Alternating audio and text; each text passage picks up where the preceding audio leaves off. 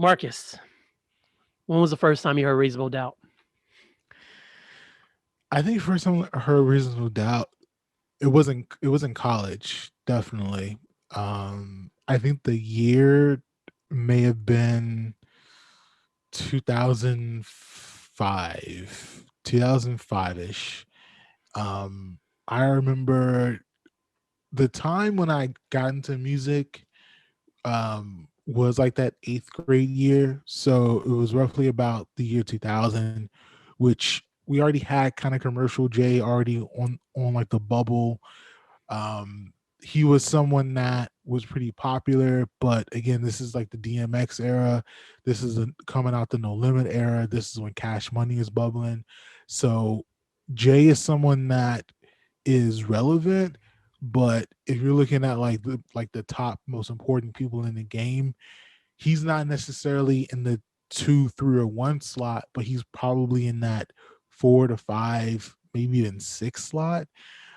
But at the same time, he's someone that's relevant. He's someone that's like of the culture, and we respect him heavily. And then, if I'm not better than Big on the closest one came, and then I kind of faded to black. I faded to black on him, but I, but I did come back, and with Reasonable Doubt, it's so funny. I've heard "Can't Knock the Hustle" so many times that I don't even really play that song when I listen to Reasonable Doubt. I only start at Politics as Usual. Like, and so to me, like that's the intro to Reasonable Doubt to me. Just like the "No, no, no, no, no, you know how we do." And so I've always like just love Reasonable Doubt. The it just feels very nostalgic, especially with Big's verse on that album and the production of, you know, even if you compare Reason Without the Blueprint, like the production is night and day, but even the features on it, like, Bleak, Foxy, Big, Sauce Money, Sauce Money, Jazzo. yeah, I mean, they're not even touching the Blueprint album. Like they're not even. I mean, Memphis is in the vicinity, but everyone else is actually not in the frame anymore. uh, but when I first listened to Reasonable Doubt, my mind was definitely blown away. It's one of my favorite albums ever. Not even just rap. Like Reasonable Doubt is one of my favorite albums ever. And each listen, it feels like a layered experience. You can play it multiple times and just kind of be fascinated by the different avenues, the different cadences, like the clever wordplay, like all that. Like it really brings you into what Jay-Z was at that time. And I guess the cliche is that, when a person's making their first album, it's, 20 plus years of experience since that one project. But this really feels like that. Like this really feels like the guy who was hustling, drugs in Maryland and Virginia, and he wanted to make music, so he made music. And this is kind of the end product of that. It really could have been his first and last album, is the crazy thing, because the Yeah. story goes that if the whole plan was, I'm going to do Reasonable Doubt, I'm going to, like Jay's idea is, you want to do Reasonable Doubt, and then that was going to be his only album. And then I don't know if he wanted to be I'm sure he had like dreams of maybe being an executive at that point, but he's like, I'm just going to drop this once, and then I'm going to be helping out with. Maybe he thought maybe he could make a career out of Sauce Money and Meth Bleak. I don't really know what his plan was, but if there's ever been an album that could be a standalone one album wonder, Reasonable Doubt is completely that. Like you said, from start to finish, it's a very layered product. You get to see all these sides of this person we never met before. He sounds fully believable on all of these tracks. The production is beautiful, from Clark Kent to the Primo to Ski. All of them just coming together to build these beautiful. I think Duro had a joint on there. All these beautiful landscapes, soundscapes for Jay to come on and just talk fly on, and you really got the idea of it being almost a film from beginning, middle to end, with it finishing with regrets, and that kind of being the epilogue of it all. The first time I heard Reasonable Doubt, my friend DJ Wise, shout out to him.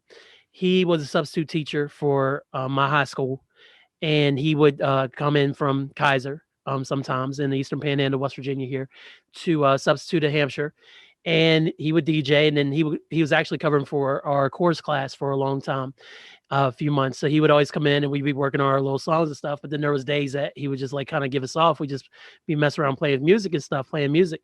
And I got a lot of his mixes back then. So I was getting a lot of records that I wouldn't normally have access to because I didn't know about them at the time.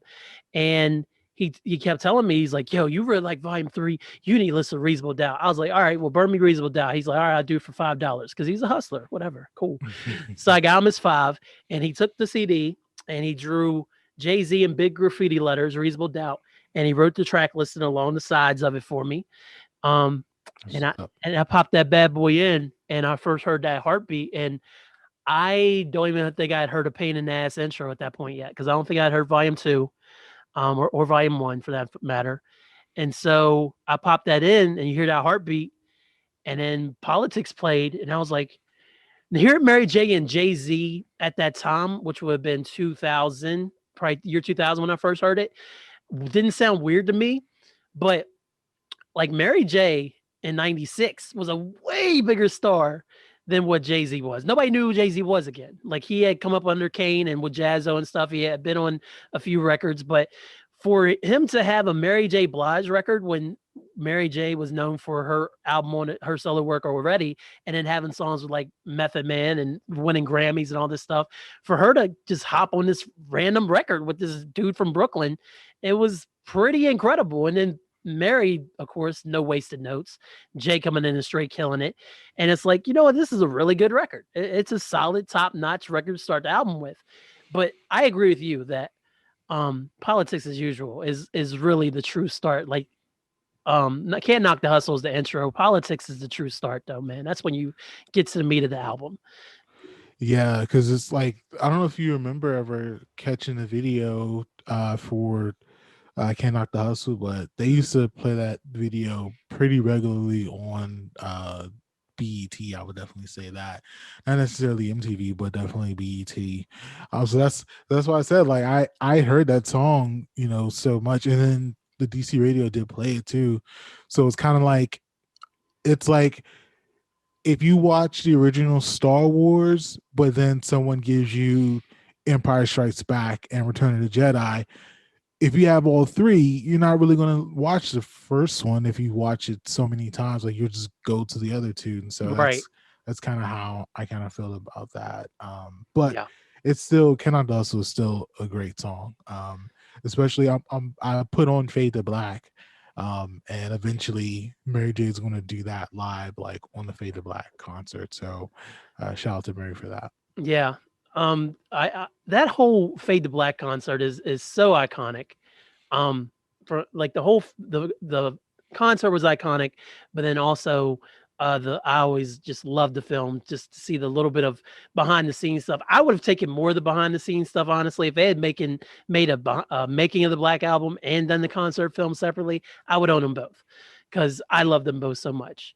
And getting to see all that stuff behind the scenes, especially with, like you mentioned earlier, Jay dropping wisdom and Kanye pretty much rapping for anybody who will listen at that time. So yeah, it was a lot of cool stuff, man.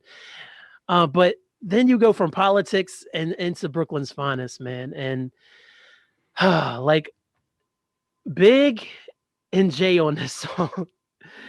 I'd have to say, I'm not going to say Jay was. I'm not going to say who was better on the song. I'm not going to go there, even though it's probably Big. Whoops, but it was big. It was big. It was big. Yeah. But again, to have this newbie Jay-Z step on a song with Biggie, who's been out for 2 years and is easily one of rap's biggest stars at this point, and literally go toe to toe with him over this beat. Again, it's like, what am I listening to? What is happening? And yeah, it's nuts, man. Like this album for Jay and Big, do they have 3 songs together, right? It's it's Brooklyn's Finest, Hmm. it's Love the Dough, and it's Young G's. Is And there a Young fourth J's. one? There is not a fourth official one. I think they might have thrown. I don't know if they threw Jay on that trash duets album they did. Um, but I don't. I think there was only three while Big was alive. Okay. Yeah. So of the three, what's your favorite? Love the Dough, Young G's, and oh man, Brooklyn's Finest. You know what? I really fuck with Young G's, yo. Young G's goes so hard in the paint. Yeah. It goes The so only hard. the only minus is I'm pretty sure Big wrote Puff's verse, and so we don't need Puffy on that song. No, Um, I would say that's the only minus for that song, but I think that's the best Big performance of the 3 songs. Actually, that like Young G's Biggie verse, like that may be one of Big's just best verses overall. Just the way he like tap dances on the brick on that song, like oh my god. it's it's pretty nuts. So yeah, I would say I think Young G's probably commercially speaking is probably like the least, I guess, champion. But I would say Young G's is probably the best. Would I go after that? I think Love the Dough was so fun. I don't know. I think I would pick Brooklyn's Finest over Love the Dough, even though I would Love the too. Dough was like mad fun. Like that's a fun ass song. Like that's a song. I don't even think there's even really cussing in that song, so you can put that on the radio. But I would go Young G's and Brooklyn's Finest and Love the Dough. I would too. I would too. Shout out to Kelly Price. And Faith was on Young G's, wasn't she singing the hook? So shout out to them for making the hooks though. But yeah, big murdered it on Young G's, Hove did too. And then Puffy did enough to not mess it up. So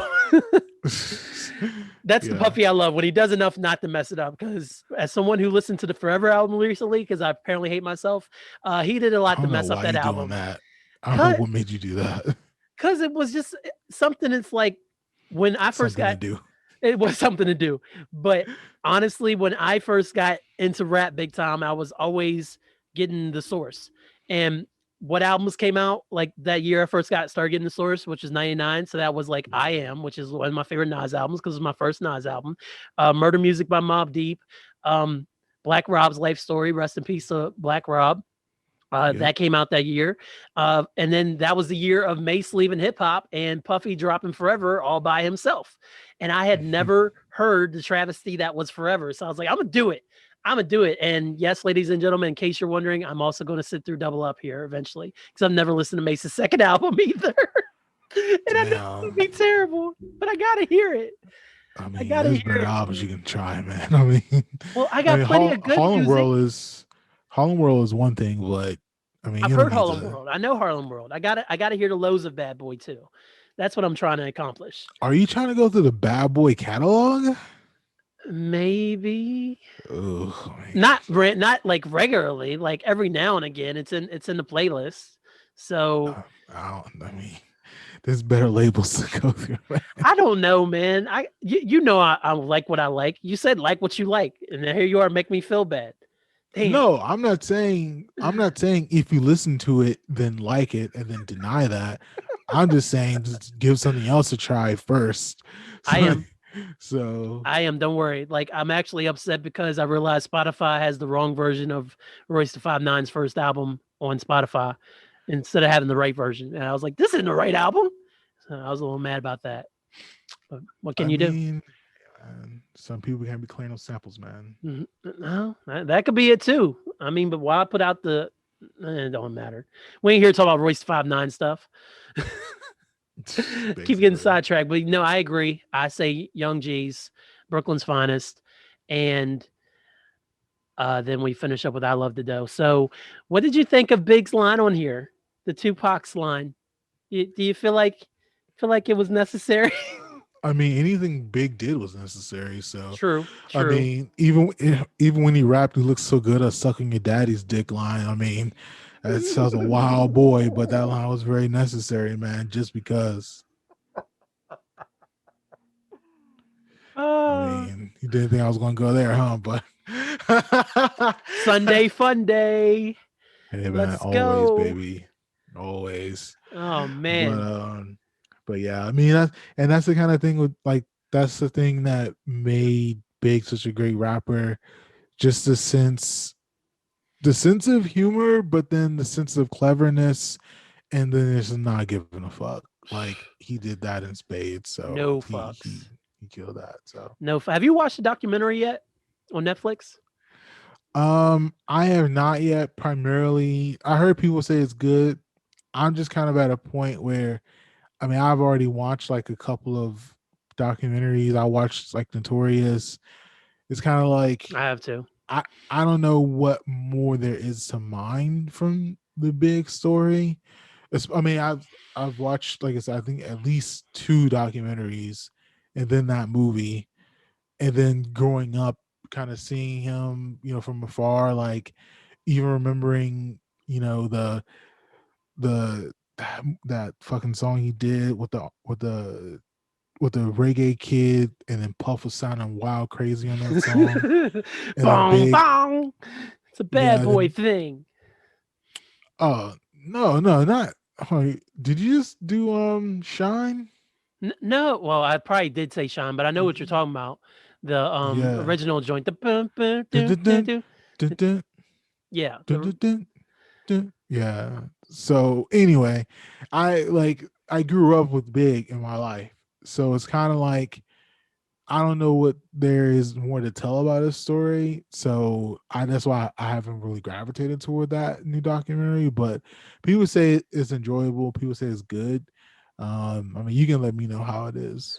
I was gonna watch it the other night, but then I ended up watching Booksmart. So I mean, um that's probably a better choice, to yeah, be it honest. was a way better choice. Gotta definitely shout you out for putting me onto that. But it was Dolly My Baby. That was the reggae song. Yeah, Dolly, my baby. Yeah, I meant to say Ring Ring, it's a bad boy thing. I think that's on there, but then I turned it into Bad Boys with Barrington Levy. So my bad.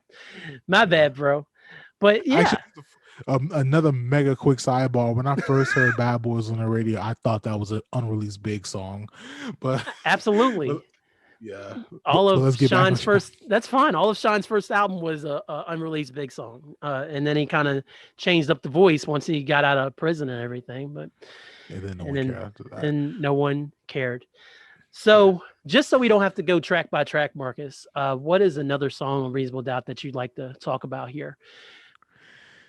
I think my favorite song on here, it either comes down to, I would say, I think it's Can I Live is my number one favorite song on here. It's either that or number two will probably be Regrets.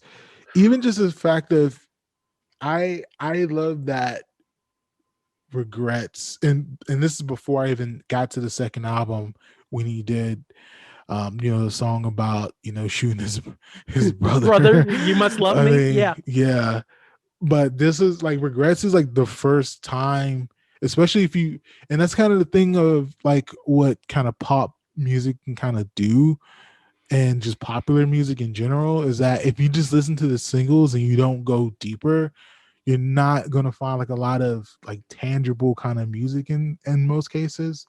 But when I first heard Regrets, like that was the first time I like heard like introspective Jay, and Yeah. it's kind of like, oh, okay, like, and also I went through this entire album, and that's like one of the last songs on the album before we get to the bonus tracks, and it's kind of like, well, damn, like you punctuate the album, like this braggadocious album, this layered album, and then you hit us with this, and it's kind of like, fuck, bro, like this shit is really heavy.